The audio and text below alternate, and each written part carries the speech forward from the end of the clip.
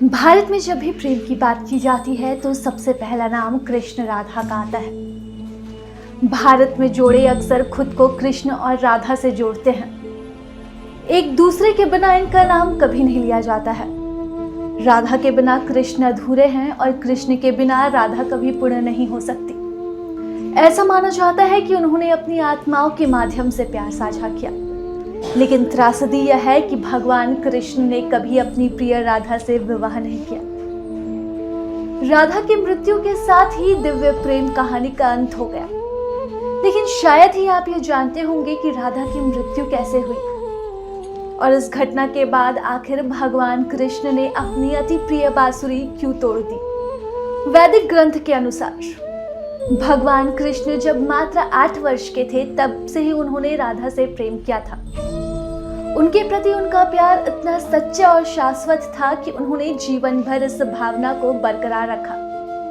ऐसा माना जाता है कि भगवान कृष्ण अपने जीवन में किसी भी अन्य व्यक्ति या वस्तु से अधिक केवल राधा और अपनी बांसुरी से प्रेम करते थे।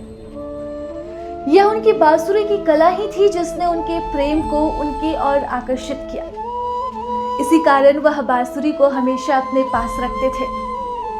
लेकिन ये जोड़ी कभी भी एक दूसरे के साथ नहीं रह पाई।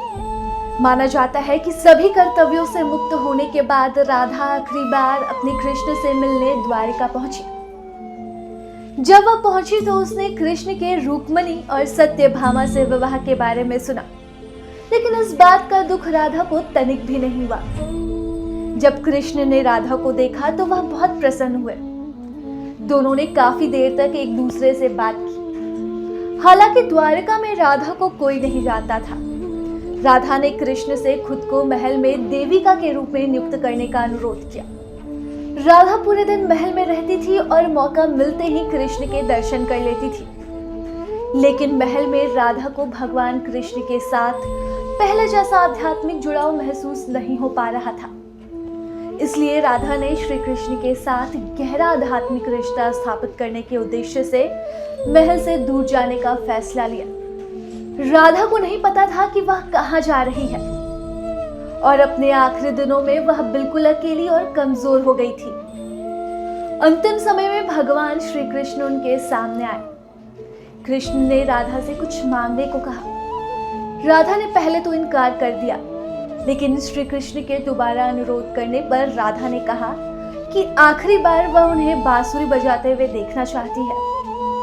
फिर क्या था, श्री कृष्ण ने बांसुरी उठाई और सुरीली धुन से बजाना शुरू कर दिया। वह दिन रात बांसुरी बजाते रहे।